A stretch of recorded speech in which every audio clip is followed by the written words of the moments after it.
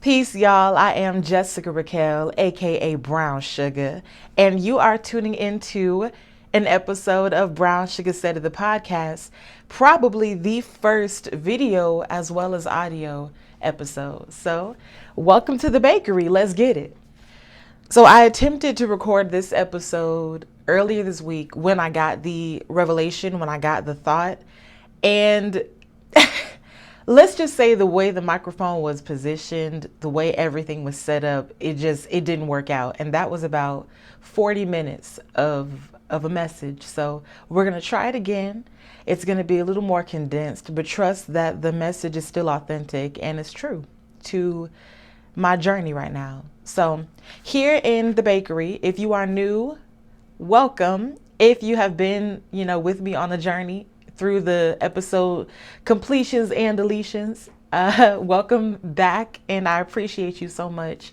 Here in the bakery, I call it that because not everything is going to be sweet for everybody. Some stuff is going to be bittersweet. Some stuff is just low-key going to be savory. But overall, there's going to be a treat that someone can take home. So if it's not this episode, maybe it's the next one, maybe it's one from season 2, whatever it may be. And I hope that when you take it home in your goodie bag, you break off a piece and give it to somebody else. In other words, share the video, please. Share the episode. So that's the bakery. I appreciate y'all for baking and cooking up with me. Some stuff is going to stick, some stuff may not, but that's all about the authenticity of it, right? So, weather and tether are two words that stuck to me like some glue earlier this week. And I think it's because of my current journey when it comes to creating and specifically as a storyteller using this platform again. I created this platform in about 2019. So this was right after I graduated college, in the midst of my post-college depression, and then right before the pandemic hit. So it was a season of transition and a lot of it going on at once. And it started off as like a blog, and I would just, type up my thoughts and stuff. And I have those I'm going to condense into a book later. And I would do a lot of like audio short stories. Some were true, some weren't. And I had a few people kind of like reach out to me and say, girl, you already making a podcast. You might as well just do the legwork and create it for real. And, I would listen to them. I would take it in. I would hear them, but I wouldn't listen to them. And I'd be like, all right, thanks. Yeah, I'll make a podcast. Okay. And then around 2020, when we as a collective had no choice but to sit our behinds down, that's when I was like, okay, guys, you might want me to go ahead and sit down. So let me get into it. And I would record episodes in my car and edit them in my car and post them in my car. So it's funny being on here, seeing myself. I'll try not to get distracted. But that brings me to my point of tether. So if you are a spiritual person like myself, I do believe in God. I do believe in the Holy Trinity. A lot of times when the word tether was brought up in conversation, in dialogue and messages, it usually has a negative connotation. What I'm finding is that I think for me, God is using tether as a method of getting me to pause and to refocus my attention on something that he's been putting in front of me, that I'm choosing to just walk around. And I have a few little notes here. So we know that tether means to tie, usually like an animal, or fasten something to something else with like a rope, etc. And there's always an implication of the restriction of movement. So I wanted to stay on that point and pose the question to y'all here in the bakery. Is it negative if you're tied to a step that aligns you with your purpose and will not let you go until you give it the effort and attention that it deserves? So is it still negative if you are tied, if you are tethered to a step that aligns you with your purpose and that will not let you go until you give it the effort and the attention that it requires and it deserves. And I want to be very clear, I'm not talking about people. This is not people. This is strictly ideas, theories, concepts, projects, business ventures, endeavors. That's the kind of scope that I'm looking through, because I think when we start to justify being tethered to people, that can lead us down a very unhealthy track, which I am not equipped to take us on that path. I don't want to do that.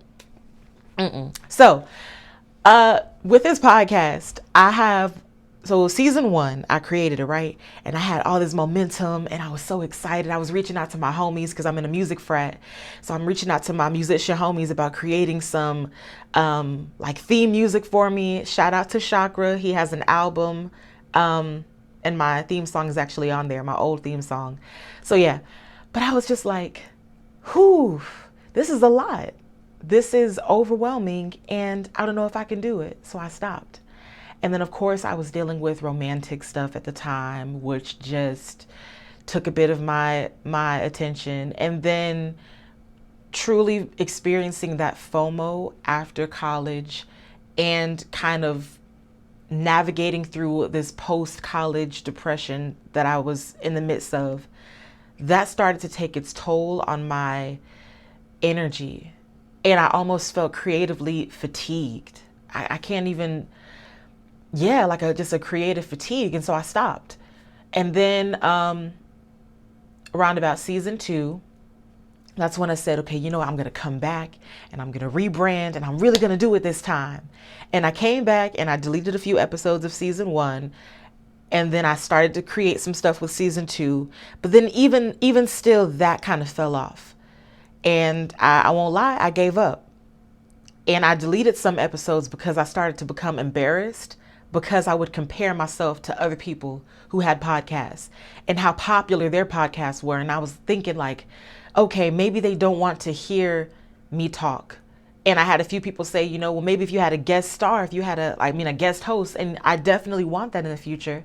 And I want to interview people, but sometimes the message is just coming through me and there isn't someone else in the space to bounce it off of. And I want to be able to share those moments and document them as well. So yeah, I got discouraged. I deleted it. I deleted the app. I didn't delete the account and I didn't delete the email address and the whole Brown Sugar Said It brand. I put a pause on it. And I'm living in Georgia now. I used to live in Florida. And I've been doing other stuff. I've been hustling. I've been grinding. I've been surviving. I'm trying to audition. I'm trying to secure the bag. And that can be very draining to do. Like basically 12 hours of your day for sure is dedicated to chasing a bag, securing a bag, and then trying to audition and like trying to show up for other people. So whether I'm showing up for my students or I'm showing up in the audition or I'm showing up for friends, and it's like, when do I take a minute to show up as myself for my Brown Sugar brand? When do I show up as just a calm and blank vessel for God to say, all right, I got these few messages I'm trying to push through you. Are you ready? I'm not even slowing down enough to hear the little messages because I'm too busy trying to have my hand in everything. And in having my hand in everything, I'm getting so exhausted and distracted from what God has been trying to put in front of me. So this is sort of that message of the tether, of being tethered to a thing. And when I say thing, I don't mean in a physical, tangible sense. I mean tethered to a project, tethered to a concept, to an idea that God wants you to focus on. I do believe in God, so I'm going to be mentioning that a lot. That God wants you to focus on, and you just too doggone distracted to give it that effort, that little pinch of attention that it needs. And as I would maneuver through my day, maneuver through my week, sometimes just feeling lackluster, like something is missing. This is when I started to notice, like, okay, God is using this whole tether thing to like get my attention, because I would have conversations with folks, sometimes with just coworkers, like 3-hour conversations. outside of work, not on the clock, or I'll have conversations with my mama, my grandmama, or just like I'd be having conversations with people in the grocery store sometimes. I don't know. And the idea will pop up to have a podcast. And it's almost always through them. And God will be like, hey, tell her this. And they'll just be like, you know what? You should have a podcast. And I would hear that and I would put it on the back burner because it's like, yeah, I tried that and I failed. And I started to see those little instances of God encouraging other people to encourage me as like almost reminders of my failure in lieu of seeing them as the legitimate bits of encouragement that they were meant to be. And I feel like sometimes we can think that when something pops up again, it's kind of being thrown in our face as, remember when you failed on this? When it isn't, it's not that. It's, hey, I know you failed at this once, twice, 3 times. Try it again. And it's scary to say, well, I don't know if I want to try this again because I've seen how it went. I lost focus or I lost momentum. I lost resources. And it's just like that thing will just still be there lingering saying, I know, but try me again, but try it again. And earlier in the week, after I finally recorded this episode, and it had been a stressful few weeks, I felt a release. In the moment, I felt like like I've been holding my breath and I finally let my breath go and just focused just like 30 minutes of attention on whatever this thing was that God wanted me to focus on. And it felt good. Now, of course, I'm re-recording it right now, but that's okay because even in this moment, God is showing me like, hey, even if you kind of slip up and you mess up, I'm so glad that you came back. Welcome back. Let's try it again. Have that same tenacity, that same fervor and tenacious spirit that the Lord has when he puts stuff constantly in front of you, that same thing that he wants you to try and try and try. Have that same mirror, that tenacity when you try it. Because after the third time, God could have been like, all right, you know what? My daughter ain't getting it. I'm going to give this podcast idea to somebody else. But no, he did not give up on me. He said, she going to get it. She going to get it. And I got it. And even though that first recording got messed up, I'm coming back like my father did. And I'm going to try again. So I hope that kind of encourages you that if you have an idea that you might have tried in the past, maybe when you had a little more money, maybe when you had a little more time, maybe when you felt a little less stressed and a little more confident, and you were trying that idea and maybe something just went awry, or maybe you just got focused on something else.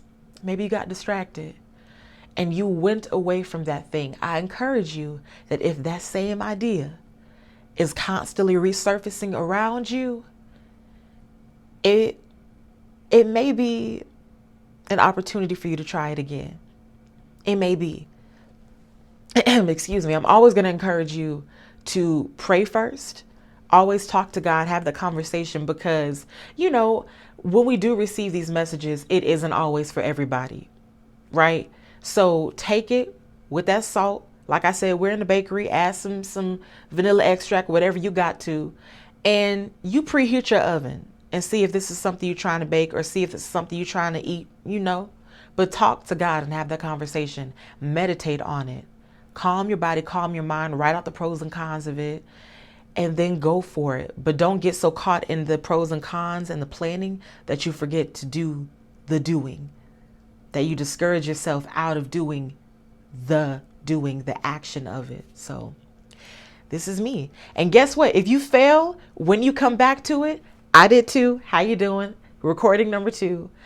Try it again, and try it again. That's the beauty of it. So tether and tenacity. Now, I want to segue because with tether, there's also weather versus climate. That's something else that popped up. I don't even know where to look on here, but that's something else that popped up for me. So I am no meteorologist. I am only giving my brown sugar paraphrase of these things. So forgive me if I offend your science and if I mess up some words. I'm not trying to miseducate the humans. I'm just trying to use this analogy the best way I can for my message. Well, for a message used through me. All right. With weather, there are short-term conditions, right? So you've got your rain, you got your snow, it's sunny, it's cloudy, it's murky, it's all of these things. And then you have your climate, which is something that is to be expected because they're long-term conditions. So you have short-term conditions, you have, and then you have an expectation of long-term conditions. I believe that we all go through seasons with people and with our jobs, with our connections to dreams, with our connections to those ideas that I've mentioned. And so with this podcast, I was experiencing weather.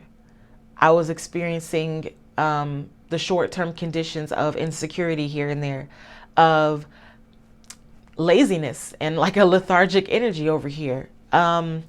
Just a lack of motivation, or maybe a lack of inspiration, or struggling with finding the time. So these were all short-term conditions that I was maneuvering through when it came to tackling, addressing, executing this concept, this idea, this endeavor, right? So that's one thing, that's on one end. Then on the other end, you have climate. Something that is to be expected because they are long-term conditions of this area, of this atmosphere. So let's say I have a job that I go to every day and I do not look forward to it. I know that there's going to be drama when I pull up. I know that there's going to be issues with getting paid on time and my compensation. I know for a fact, and I can expect that my time is going to be wasted, that my efforts are not going to be seen. They will go unnoticed, that I know that whatever I bring to the table does not deserve to be at this table. I come into this space with that expectation because these are long-term conditions of stress, of a very negative and toxic workspace, very unprofessional workspace. There is no chance of promotion, and that is made apparent in those long-term conditions. This is a situation that if you don't want to live there, if you cannot thrive there, you have to move from that place. So it's different if, okay, I go into work, sometimes I'm tired, but you know what, overall, I'm glad I'm here. I may come in stressed out, I may leave stressed out sometimes, but at the end of the day, I also leave with a sense of fulfillment. But you know what, I learned something new. Or, I can add this to my resume now. I mean, I enjoy my coworkers. We make it work. We're working together. My ideas are being heard. My voice is being heard. There may be some short-term conditions of, miscommunication, right? Of issues with payroll and compensation. But overall, this is my space. I am thriving here. This is somewhere I can set up camp. However you define setting up camp and living, that is subjective. So use that to your advantage when listening to this analogy.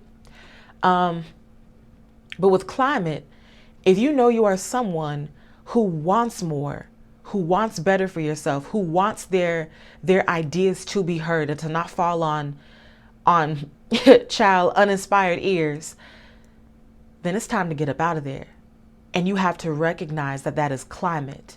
And this is a revelation that I have had to learn. And I learned earlier this week because there were some situations that I found myself in, especially in my last job, where I thought, okay, well, no, but this is a blessing. Like, it's okay, God, you want me to be here.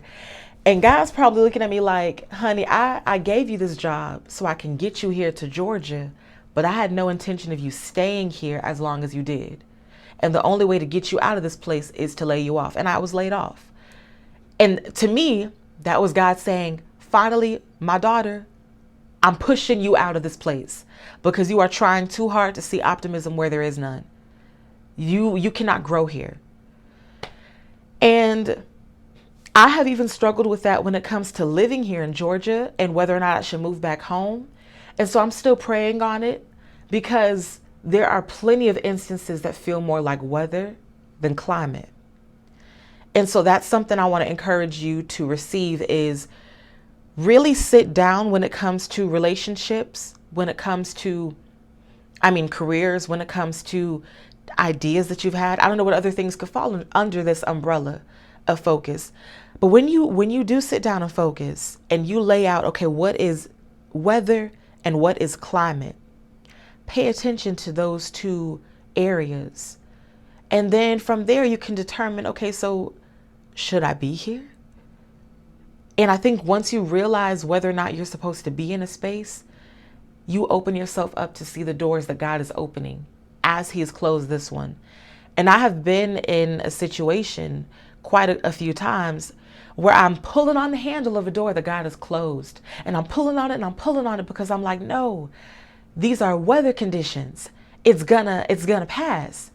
And God's like, no, find a new home. Like, find a new space. And as soon as I let go of the handle of the door that God closed, then He opened up this new door with teaching. And y'all, I go into this place and it's not perfect and it has its short-term weather conditions, but overall it feels different than where I was. I may come in stressed out, thinking about money, thinking about life, thinking about, I want to book something. I need an agent.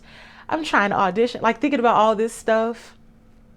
And I'll leave the school tired, but so happy and feeling so fulfilled and feeling so like on task and just on purpose. Not saying that this is my forever home, but this is a space that I feel like God has allowed me to be in after I've tried so hard to go in a room that He didn't want me in. So that's an example of it with career. Now let's talk about relationships.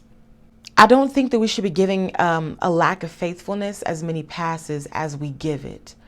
If you are someone who you are not built to share your person, you are not built to know that you can date other people outside of your dynamic and so can they, then maybe I wouldn't set up camp in a climate where the expectation is stepping out on your partner, because that is a long-term condition of this climate.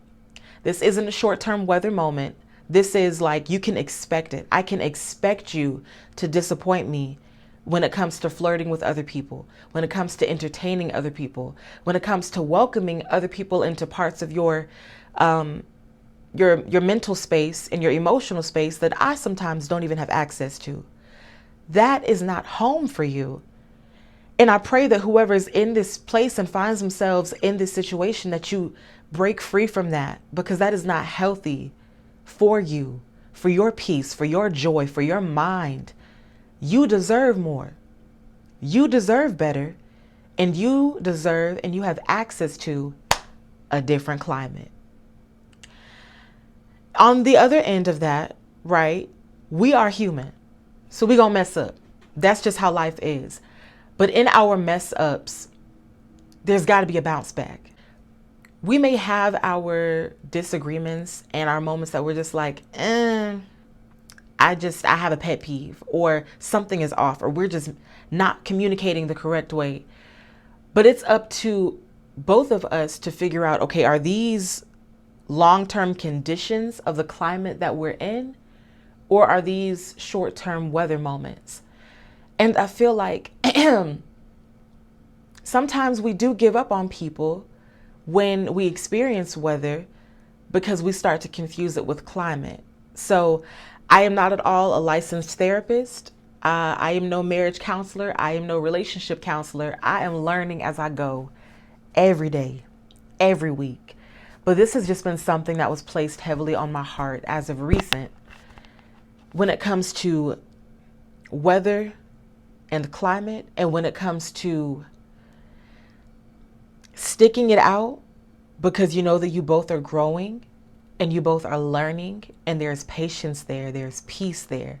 There is communication after the miscommunication. There is a calm after the moments of disagreement and chaos. If that exists, it could be short-term conditions and weather.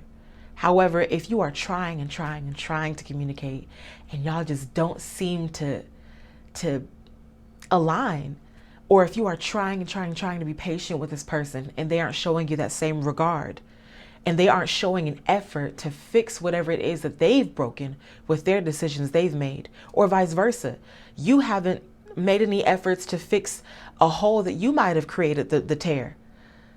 That could be a long-term condition and expectation of a climate that maybe you don't need to be setting up camp in, you know? So I'm running up on about 20 something minutes, maybe close to 30.